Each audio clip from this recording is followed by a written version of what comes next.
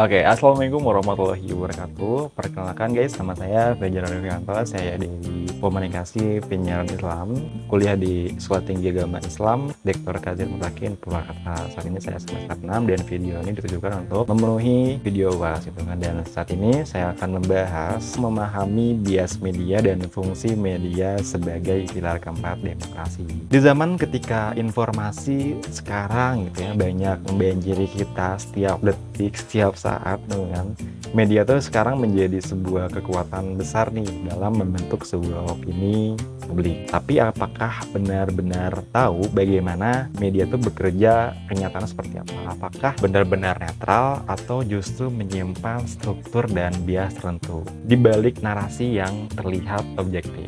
Nah, sebelum kita memasuki pembahasan, kita harus tahu dulu nih arti kata bias itu apa gitu. Bias berarti kecenderungan gitu kan terhadap sesuatu yang memang secara tidak objektif. Yang artinya kalau misalnya kita artikan dari arti bias media itu adalah salah satu keberpihakan media dalam menyajikan informasi. Contoh dari bias media adalah ketika banyak mengangkat isu-isu terus yang akhirnya menghasilkan sebuah propaganda atau memberi label pada kelompok tertentu, tapi tidak netral kepada kelompok yang lain. Dalam media, arti bias seringkali muncul dalam pemilihan struktur kata, sudut pandang, narasi, atau orang yang diberi suara. Nah, teman-teman juga harus tahu 4 pilar dalam demokrasi. Yang pertama adalah legislatif, lembaga yang mengatur undang-undang, terus juga eksekutif, lembaga yang menjalankan pemerintahan seperti presiden atau menteri. Yang ketiga ada yudikatif. Yudikatif adalah lembaga yang menjalankan hukum dan peradilan seperti Mahkamah Agung. Terus yang keempat itu ada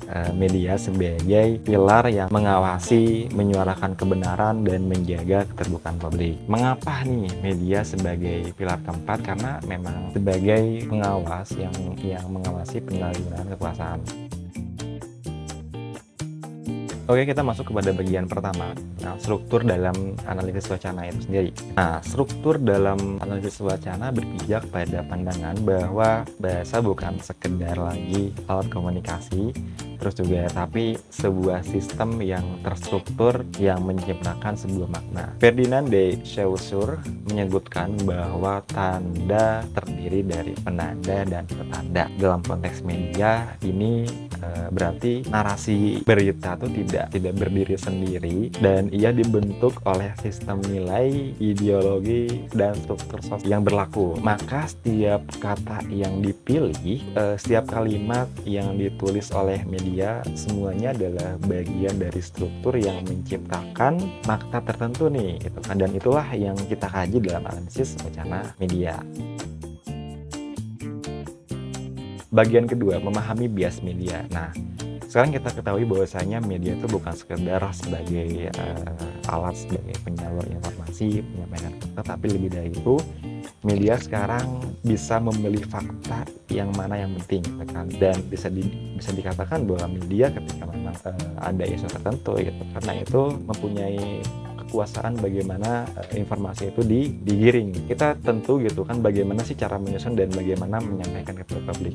Itulah yang disebut sebagai bias media, teman-teman. Bias bisa muncul dari pilihan kata. Misalnya nih, menyebut seorang sebagai aktivis lingkungan atau provokator. Nah, teman-teman bisa membedakan kan keduanya menggambarkan orang yang sama, tapi menciptakan sebuah persepsi yang sangat berbeda. Nah, dalam analisis wacana kita belajar membongkar bias semacam ini.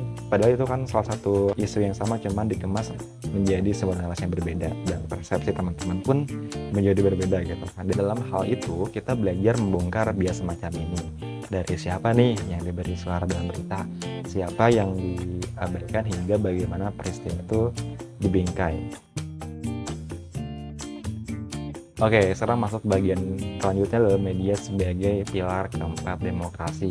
Kan tadi kan sudah saya singgung gitu kan, media untuk saat ini gitu kan keberadaannya sebagai pilar keempat demokrasi karena perannya sekarang mengawasi sebuah jalannya kekuasaan dan memberi informasi yang tentunya kredibel kepada publik serta menjadi ruang diskusi dan kritik. Jika media tidak independen gitu kan, justru ia menjadi alat penguasa atau korporasi. Inilah mengapa kesadaran kritis itu penting agar media tuh tidak hanya hanya menjadi alat informasi, tapi sebagai alat transformasi sosial. Dan demokrasi tidak akan sehat jika medianya itu lemah atau berpihak.